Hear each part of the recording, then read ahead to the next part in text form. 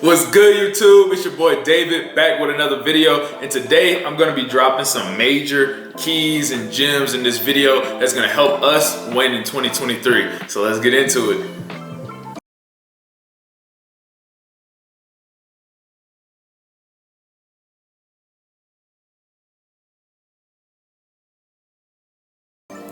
All right, the first thing I'm going to talk about today, y'all are no strangers to hearing me talk about this. I pretty much talk about it in a bunch of my videos, especially last year, but vision boards. This year, if you have not created yourself a vision board, you're doing yourself a disservice. Like, come on, what you doing? Like, vision boards are a major key to helping you, the power of visualization. We talked about that before, but it's a major key in helping you visualize your dreams and putting everything out on the table and keeping you on focus and keeping you, on the correct path that you want to be, throughout the year and so on and so forth, right? Another thing that a lot of people don't really talk about, but once you put your vision board together, even before you put it together, when you have, all of your, images and things of that nature cut out and put on the side, bring those to God. Get into some prayer time. Allow the Holy Spirit to really fill you up and really ask Him, is this on par with your plan for me? It's a lot of times we plan out all these, extravagant things and X, Y, and Z, but they're not in alignment with our purpose. Therefore, when you get out of alignment with your purpose, that path becomes very difficult.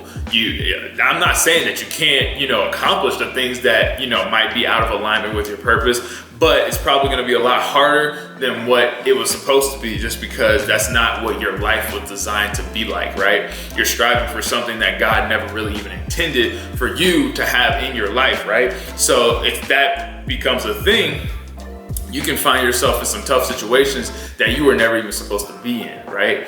So it's good to, create the vision, put all that together on a board, but make sure you take that vision board and bring it to God and make sure that all is in line, because He might have some things to say. He might be like, nah, fam, you need to take that off, right? Or He might be like, nah, I can do way more than that. God is a big God. Like, Steve Harvey says it all the time, stop telling God how big your problems are.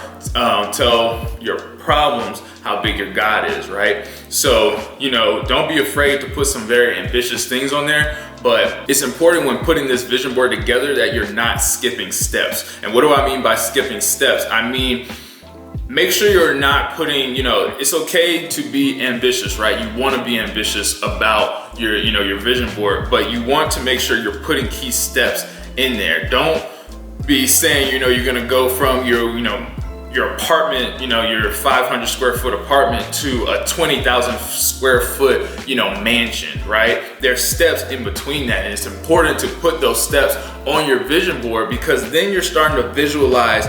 Your brain is able to, comprehend and start to formulate ways in which you can move from step to step. Of course, it's good to know the end goal, but you need to know, what's the next step from this apartment? Is it, finally owning a house? Of course, it might not be your dream house, but you now own a house. That's a major thing. Many people would love to, own their own home and not be, renting out, right? So it's important to make sure you map out those steps, and that's going to keep you on track as you, start to, work on your business ventures, X, Y, and Z. You can't, say, oh, I want to own this, 200 person firm, when you've never managed your own small team. You have to start off with baby steps. Maybe it's just like, okay, I want to eventually have a team of 5 people.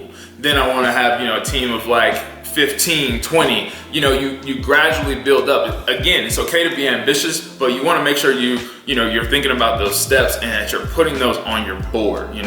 Think about the end goal, but put those, small individual goals that are going to lead up to the big goal on your vision boards. And I promise you, your vision board is going to be way more effective and more, you're going to be more enthusiastic about your vision board, because you're seeing things. You're going to start to check off things on your vision board a lot faster in a way than if you're thinking about, having that mansion, which may come, but it might take like, 10, 15 years. And I mean, unless you're super disciplined, you might not, stay, in good spirits for 10, 15 years waiting for that, big mansion. You will miss out on the joy of actually, you know, accomplishing those small, you know, tasks and goals, right? So it's important to, you know, put those smaller goals on your vision board and, you know, watch those things, you know, take off and like actually become reality. So those are just some major tips on kind of how I've, you know, gone about putting my vision boards together and what I've learned over the past years of putting previous vision boards together, you know, things that have worked for me and things that have not worked for me. So I hope y'all like that. We're gonna move on to the next one, number 2. So the second thing I want to talk about is kind of what I was already, you know, explaining at the end of the vision boards section was, you know, make sure you're thinking about those small, medium, and large goals, right? I think, you know, at the beginning of every year, everybody has, you know, New Year's resolutions, but it always goes with these big goals we have, and then it never really trickles down or never becomes anything smaller than that. Like, think about writing a paper, right? You have your, you know, your thesis, you have your main topic, the thing that you want to talk about, and then after that, you know, you might go into, you know, writing an outline, which, you know, starts to outline each paragraph and all the different things that you're going to talk about within those paragraphs. And by the time you create this whole outline, now you have something that you can refer back to. Excuse me. Now you have something that you can refer back to as you're writing your paper, right? So with these goals, you want to make sure that you start to map them out in a way, like the same way you would do with the paper, you want to start to do that with your goals, right? So you have your big goal for the year that you want to have accomplished. But let's start setting up some, you know, micro deadlines and goals to have accomplished, like maybe each quarter of the year, right? So after 3 months, around the end of March, you want to have this done. Then after that, by the end of June, you want to have this done. By the end of September, you want to have this done. And then all of those little, you know, micro deadlines and goals will lead up to you actually accomplishing the big goal. And it's easier for you to kind of, when you start to put these, you know, micro deadlines and goals on paper, it starts to make that big goal a lot more, you know, digestive and more accomplishable, right? And feel more, you know, like you can actually, you know, take that on, and it makes it seem possible at the end, right? So to summarize, make this year, I'm sure you've already written down, you know, your major goals of what you want to have accomplished this year. If that's the case, make sure that you have those micro deadlines and goals set up already. If it's, you know, getting in the best shape of your life this year, I want you to make sure that you have those micro, you know, goals and things set up for yourself. You know, if you want to, you know, maybe lose 50 pounds this year, maybe set up, you know, okay, I want to have, you know, maybe not even numbers. Maybe you don't want to like set up like, okay, by March, I want to have, you know, 10, 15 pounds off. Maybe it's more so like starting off with consistency. Maybe it's just like, okay, by March, I want to be making sure that I'm in a routine and a habit of going to the gym, you know, 4 to 5 times a week, right? I want to make sure that I'm already in a habit of, you know, eating right and having like prepping my meals on Sundays and X, Y, and Z, right? You want to make sure that you're setting yourself up for success and not failure. So there you go. That's number 2. Let's go into number 3. So number 3 is basically a part of number 1 and number 2. And basically number 3 is going to be, don't tell everybody your goals.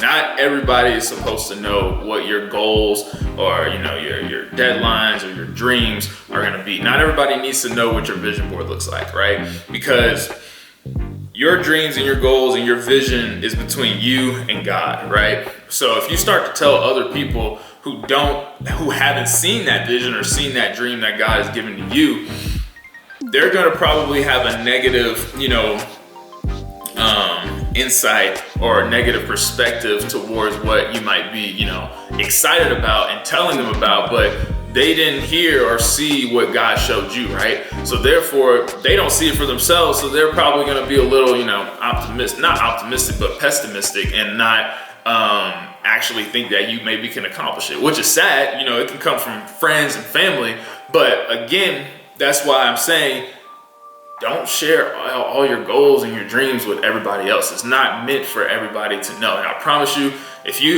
you'll be a lot happier when you start to keep yourself, like stay more to yourself and, you know, work, like put your head down and work on your own goals and dreams that you know God has, you know, said that you will accomplish, that He will accomplish for you.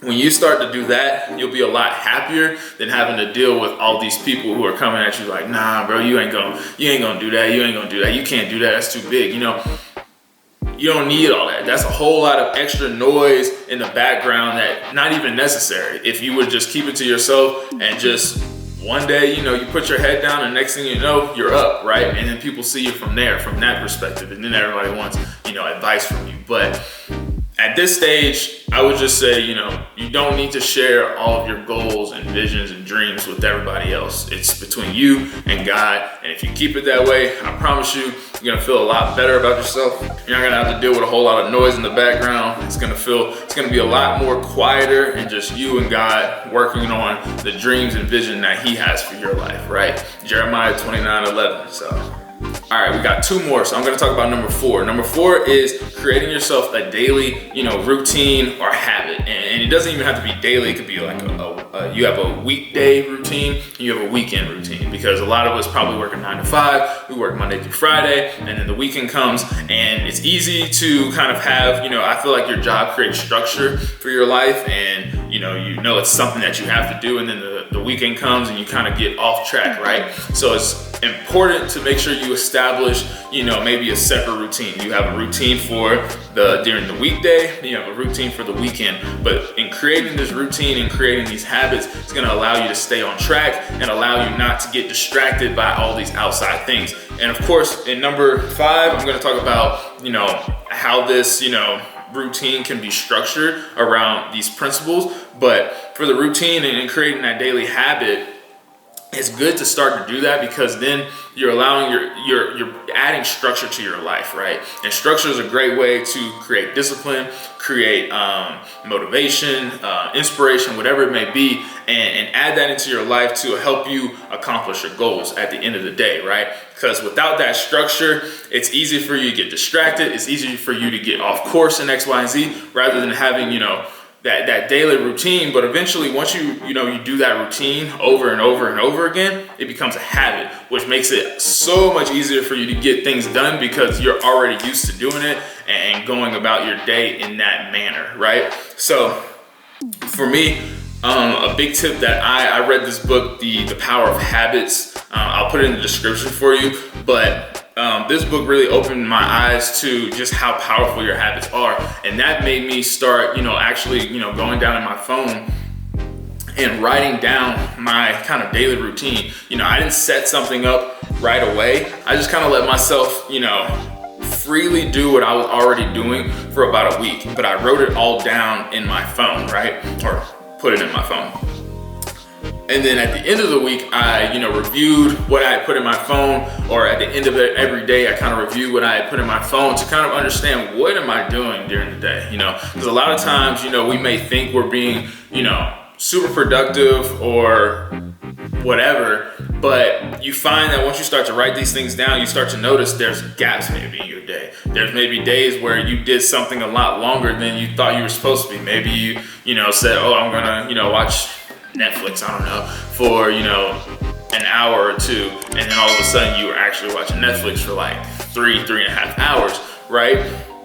Or you might think that, you had X and Y, Z to get done, but at the end of the day, you ran out of time and you didn't have time to get all of your tasks done. But after you wrote down, your routine, you reviewed the next day, you find that, oh snap, like between 11 and 12, like there's some dead time right there where I could have actually got this done. So you start to find, pieces and parts within your day and within your routine that you can actually plug and play and put other things in there to make your day more productive and allow you to get, more things done in a timely manner. That way you can maybe get to sleep earlier, or maybe you can, get more work done at the end of the day, or have more free time to do, the things that you love, right? Which is gonna tie me in to the last one that I'm gonna talk about, which is the 5 F's. I don't really remember where I heard this on a podcast. If I can think of the name of the podcast, I'll put it in the description, and the episode, I'll put it in the description.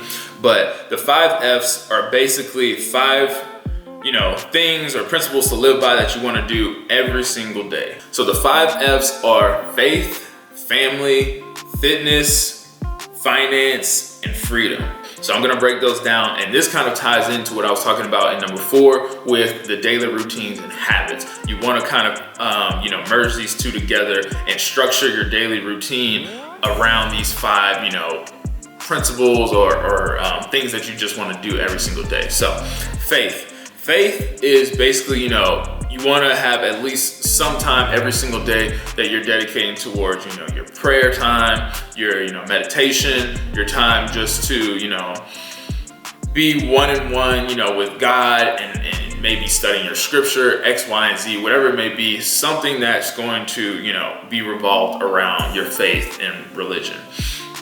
The next one is family, right? So you want to make sure that every single day you're just doing something, dedicating some type of time towards, your family, towards your loved ones, towards your spouse, your significant other. You want to make sure that just every single day you don't let a day go by where you're not putting time towards that other person and giving them, a lot of us are very busy, we have goals and whatnot that we want to get accomplished, but it's important to remember that there's still our loved ones and those in our corner that are rooting for us, but still need our time and attention as well. So you want to make sure that you are looping that into your day every single day.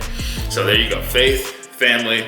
Now we're going to talk about, we'll go fitness. So fitness, you want to make sure that you're dedicating some time. It could be 30 minutes to 45 minutes every single day that you're dedicating to getting some type of cardiovascular activity in. That could be weightlifting, that could be running, that can be a cycling class or spin class, that could be a boxing, X, Y, and Z. It could be anything that's just going to get your heart rate up and it's going to be beneficial for your health and wellness, right?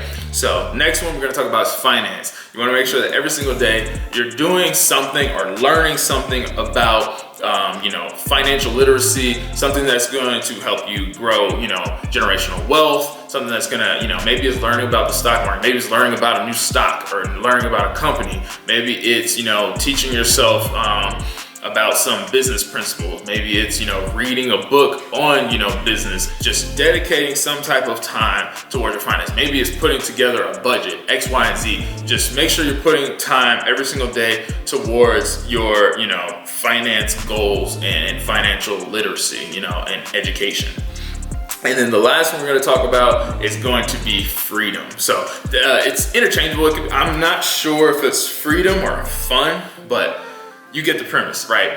Freedom and fun, whatever it may be, whatever you want to call it, dedicate some time every single day to doing something that you love. Life is short. We all know that. It's something that's said over and over again, but I think, a lot of times we just say it, but we don't really, think about it until something actually happens, and then think about it for so long, and then life moves on and you're eventually going back to what you were doing before, right? So make sure that, every single day you're dedicating yourself some time to just do something that you love. That can be playing video games, that can be, watching TV, Netflix, whatever it may be. Don't listen to all this, it's easy to get wrapped up in this hustle culture and like, oh, you need to be doing this, this, and this every single day. Why are you sitting on the couch, doing that? But it's like, nah, bro. Like, I'm a big advocate of work hard, play harder, right? But you have to make sure you're dedicating some of that time towards play. It can't always be, work, and then, all right, I'm gonna play on the weekend. But that's you're doing yourself a disservice, and you're not really allowing yourself to live a little. Like, it's important, again, create yourself a daily routine. Do everything that's on your, once you create that daily routine, you've set up a structure in which you can get all of your tasks done.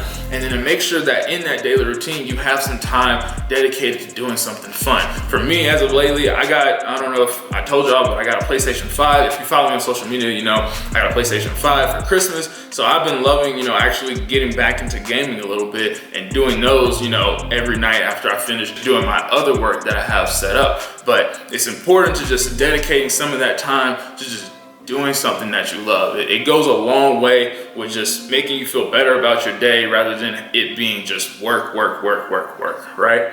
So, and it's easy to kind of get wrapped up in that with this day and age of just, hustle culture and whatnot, but that can be very toxic. Believe me, I know firsthand. So I just want to make sure that I'm, That's why it's one of my, major keys and gems to making 2023 our best year, right? So there you have it. Those are my keys and gems, 5 keys and gems to making 2023 the best year yet for you and me. So I hope y'all enjoyed that. Let me know if there's some other things in the comment section that y'all have been doing that have helped y'all, structure your, life and your, daily routine to being more effective and allowing you to make this year your best year. So till next time, don't forget to like, comment, share, subscribe, and we out, man.